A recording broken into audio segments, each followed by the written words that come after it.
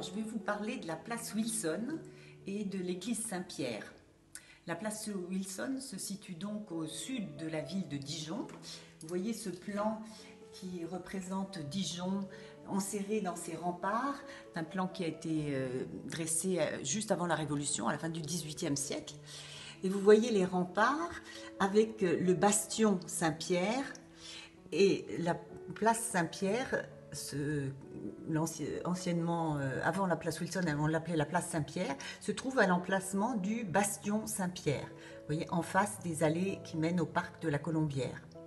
Pourquoi la place Saint-Pierre? Parce qu'il y avait une église, que l'on voit sur le plan d'ailleurs, ici, l'église Saint-Pierre, qui était juste au croisement de l'actuelle rue Pasteur, qu'on appelait d'ailleurs à l'époque la rue Saint-Pierre, et de la rue Tivoli, donc tout près du rempart.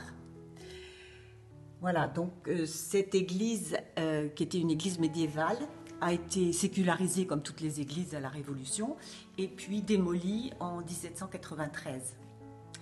Donc la porte Saint-Pierre, une porte médiévale qui a été fortifiée, enfin, disons que l'on a renforcé par un bastion après le siège de Dijon par les Suisses en 1513.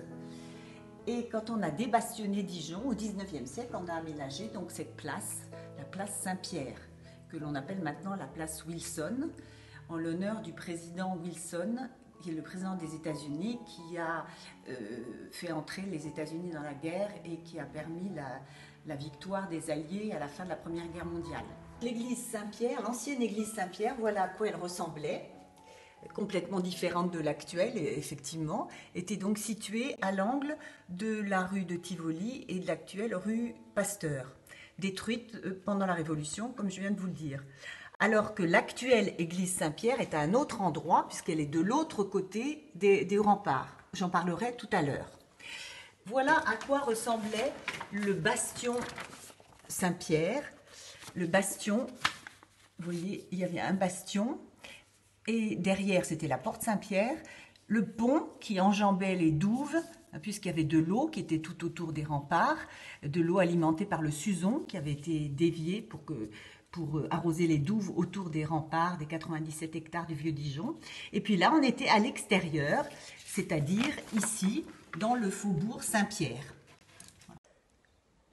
La première pierre de cette église Saint-Pierre a été posée en 1853 et sur les plans donc de Lassus, et ensuite l'église a été inaugurée en 1858. Et voilà comment le journal qui s'appelle Le Moniteur de la Côte d'Or du 3 novembre 1858 relate la bénédiction de l'église et le baptême de la cloche donné par l'empereur, puisque nous sommes au Second Empire. La cloche vient de Sébastopol. C'est un trophée de nos armées lors de la prise de Sébastopol pendant la guerre de Crimée. Elle a été donnée par l'empereur et obtenue par l'entremise d'un enfant de Dijon, le maréchal Vaillant, ministre de la guerre. La France victorieuse de Sébastopol m'a enlevé. Napoléon III, empereur, à la demande du maréchal Vaillant, m'a donné à la nouvelle église Saint-Pierre de Dijon. Monseigneur Rivet, évêque de Dijon, sous les auspices du général Stanislas Maret-Monge et d'Henriette Anisson, épouse de M. Albert de Loisy, m'a édifié et consacré à Dieu sous le nom de Stanislas Henriette, le 31 octobre 1858. Voilà donc pour la cloche principale de l'église Saint-Pierre. Cette église est donc de style néo-gothique et se présente sous la forme d'une seule nef. Alors, elle a quelque chose de particulier, l'église Saint-Pierre, c'est que son chœur est tourné vers l'ouest, c'est-à-dire qu'elle n'est pas orientée, comme la plupart des églises, qui sont construites le chœur tourné vers l'est, c'est-à-dire vers le soleil levant, de façon à ce que le soleil, justement, levant éclaire le chœur, soleil levant qui représente la résurrection du Christ, enfin qui symbolise la résurrection du Christ. Eh bien ici à Saint-Pierre, ce n'est pas le cas. L'église n'est pas orientée, elle est occidentée.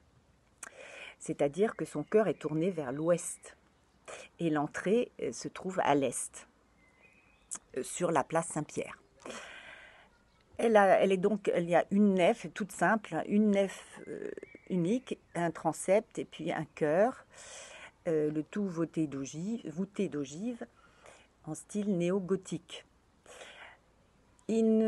Actuellement, comme vous pouvez le voir sur les photos, l'église ne se présente plus comme elle se présentait au milieu du 19e siècle, parce qu'elle a été fortement restaurée, en particulier par un curé qui était l'abbé Latour, qui était là dans les années 1950.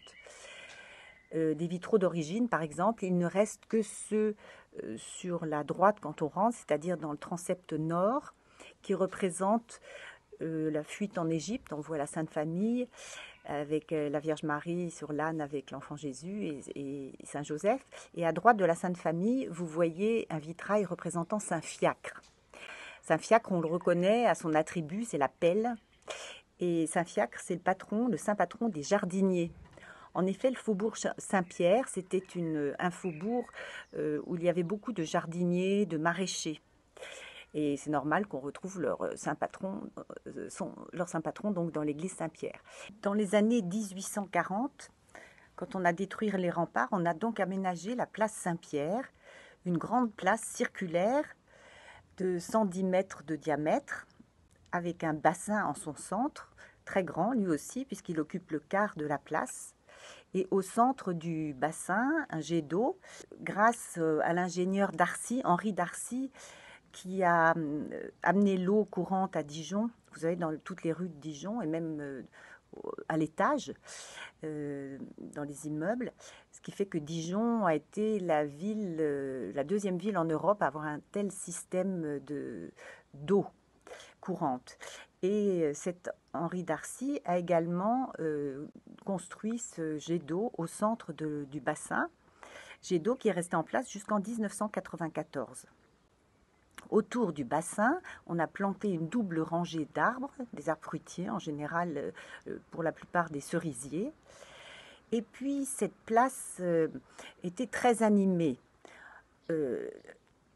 Pour déboucher du vieux Dijon sur la place Saint-Pierre, c'est-à-dire à l'actuelle rue Chabot-Charny, on a construit aux deux angles un immeuble. Chacun de ces immeubles est orné d'un fronton qui a été décoré par Moreau, le père et le fils.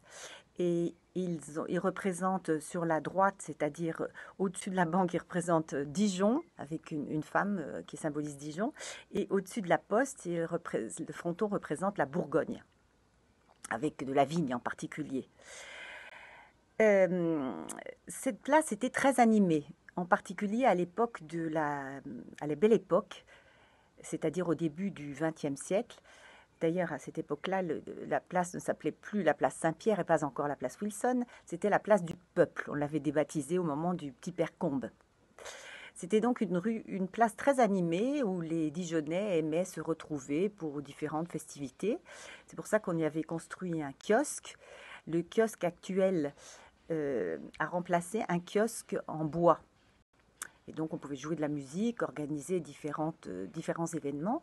Et puis, les Dijonnais traversaient cette place Saint-Pierre s'ils voulaient se rendre au parc de la Colombière en passant par les allées du parc. Il y avait aussi un important trafic sur cette place Saint-Pierre. Il y a eu jusqu'à 3 lignes de tramway qui sont passées sur cette place, dont la ligne qui a été prolongée jusqu'au parc de la Colombière, qui permettait d'accéder au parc en tramway, puisque les allées du parc à cette époque-là étaient piétonnières. Voilà, donc on a construit des immeubles tout autour de la place, et puis une église, l'actuelle église Saint-Pierre. En effet, les habitants du faubourg Saint-Pierre n'avaient plus d'église, puisque l'ancienne avait été démolie pendant la Révolution. Et donc on a fait appel à un architecte qui est Lassus, Jean-Baptiste Antoine Lassus, qui est plus connu à Paris qu'ici en Bourgogne, puisque Jean-Baptiste Lassus, c'est lui qui a restauré la Sainte-Chapelle et aussi Notre-Dame, la cathédrale Notre-Dame, avec quelqu'un qui est beaucoup plus connu, c'est Eugène Viollet-le-Duc.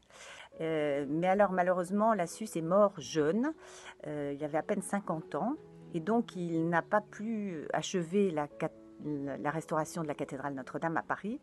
Il n'a pas non plus assisté à l'inauguration de l'église Saint-Pierre à Dijon, puisqu'il est mort en 1857, avant l'inauguration. L'église Saint-Pierre abrite une belle statue de Dieu le Père en bois, ainsi qu'un bel orgue. Alors, il y avait un orgue au XIXe siècle, mais il n'était plus en état. Donc, l'association des Amis de l'orgue de Saint-Pierre s'est donné du mal pour commander un nouvel orgue avec l'aide de la ville de Dijon, puisque la ville est propriétaire de l'église. Et ce nouvel orgue, c'est un orgue d'esthétique italienne qui a été inauguré par un grand concert, bien sûr, le 22 janvier 1989. Alors, quand on ressort de l'église, on peut jeter un œil sur la façade. Quand on regarde le clocher, on voit au-dessus du clocher, ce qui est assez classique en France, une croix et le coq. En effet, depuis le XIIe siècle, l'habitude a été prise de surmonter les clochers en France d'une croix et d'un coq, qui sont symboles de la résurrection du Christ et aussi de la vigilance chrétienne. Et puis, en ressortant de l'église, on peut admirer cette place qui est vraiment très belle, surtout quand les cerisiers sont en fleurs au tout début du printemps. Voilà, eh bien écoutez, je vous invite à venir regarder de plus près la place Wilson et je vous dis à bientôt avec les guides indépendants en Bourgogne-Franche-Comté.